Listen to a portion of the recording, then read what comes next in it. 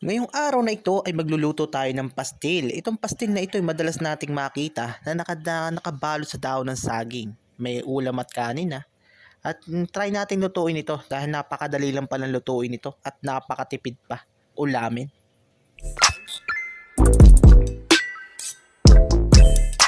Ang unang baitang sa pagluluto, ang kailangan natin gawin ay maghiwa ng bawang.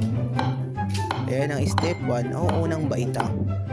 Ngayon naman ay hiwain lang natin ito sa maliliit. Gumamit tayo ng fast forward para mabilis. Ngayon naman ay maghihiwa lang tayo ng sibuyas. Ayan ang ating second procedure o pangalawang baitang. Ayan, ginamitan ko na rin ng fast forward para mabilis. Kaya pag nagluluto tayo, gamitan natin ng fast forward para mabilis. Yan na nga, ang gamit ko dito ng sibuyas ay sibuyas na Tagalog. Ang sibuyas na Tagalog ay medyo may kaliitan ang kanyang bunga.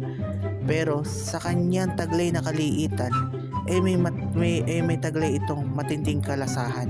Kumbaga kahit maliit siya ay malasang malasa siya. Kaya na nga ay hiniwa ko na siya sa tamang laki.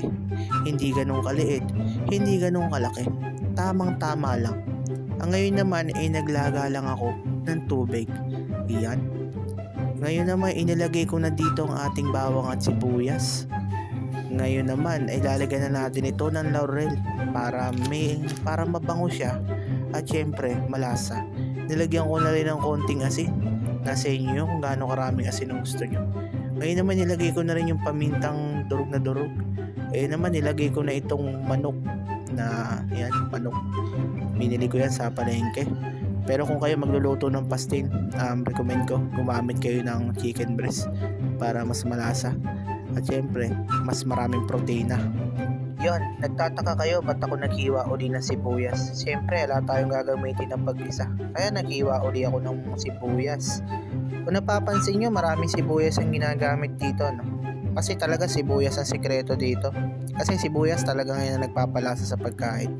Papansin nyo, pagka walang sibuyas yung pagkain, parang hindi ganun kasarap o parang may kulang sa ating niluluto. Pero pagka meron sibuyas, talagang malasa. Kaya pag magluluto tayo nito ay ugaliin natin dagdagan kahit konti ang sibuyas para yung effort natin ay mas maano.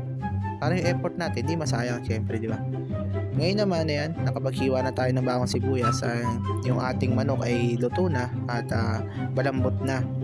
Ngayon naman ay set aside lang natin siya para mahimay na natin siya, para lumamig na. Siyempre, di natin kayang himayin niya ng mainit, mapapaso tayo, di ba? Ngayon naman, yung pinaglagaan ng ating manok ay ihiwalay lang natin. Kasi yan gagamitin natin yan mamaya para sa ating pastil. Para hindi na tayo gumamit ng tubig, na lang para malasang malasa. Ngayon naman maghihimay lang tayo. Ito yung pinakamatagal na proseso para sa akin ng paghihimay. Kasi pag niluluto to, medyo mabilis lang na, medyo matagal ganun. Ayan, himay lang natin. Ayan. Himayin nyo lang sa mga maliliit. Talagang maliliit, yung parang panahog ganun. Parang panahog sa pansit. Ganun yung gawin nyo. Ayan. Himayin nyo lang, tiyaga lang talaga.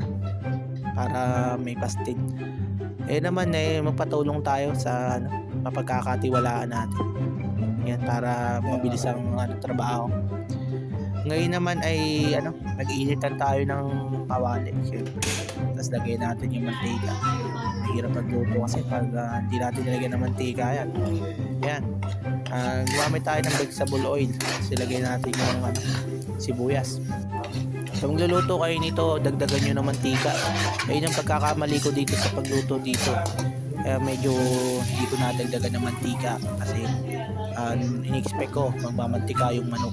Pero dagdagan nyo na ng mantika. Kung manatili kayong gumamit ng mga magagandang mantika, mga healthy. Na nga, nilagay ko lang dito yung chicken stock. Tapos ang gawin natin dito, isimmer lang natin. Tapos lagyan natin ng suka. Huwag natin siyang haluin sa loob ng 5 minuto. Kumbaga pasingawin lang natin siya para ma-adapt niya yung nilagay natin chicken stock. Kaya huwag natin haluin. Ngayon pagkalipas ng 5 minuto, pwede na nating haluin yan. Tapos Tapos maglagay tayo ng ng oyster sauce. Huwag ka na muna maingay mo. Ayan, ayan, lagyan natin oyster sauce. Tapos, hinalo lang natin. Halo-halo lang yan, syempre. Kasi pag di natin hinalo yan, di papantay luto niyan. Tapos ayan ay maglagay lang tayo ng asukal para medyo manamis-tamis. Yung paglagay ng asukal ay konti lang. Huwag nyo lalagyan ng marami dahil magiging minatamis yan. Kasi halo-haloin lang natin. Ayan. Dito, pag nagluluto kayo dito ay halo lang talaga ng halo. Siyempre dapat magaling kayong makiramdam. Kasi pagka wala kang pakiramdam dito at banhid ka, hindi mo malalaman kung luto na yan. Kasi dapat dito magaling kang makiramdam dito. Kung mahal ka niya o hindi. Siyempre, masasaktan ka. Charis lang, buris, charis. Naglagay lang ako dito ng toyo. Eto, nilagay ko na yung syota mo. Ayun. Ayan, nilagyan ko rin dito ng paminta, syempre para maanghang at merong a little bit spicy, diba? Ayun, nilagay na natin. Ayan, halo-halo lang, talagang halo lang ng halo yan.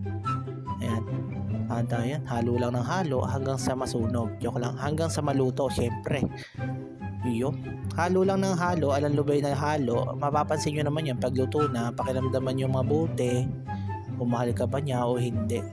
Charis, Boris. Ayan, halo-haluin lang natin.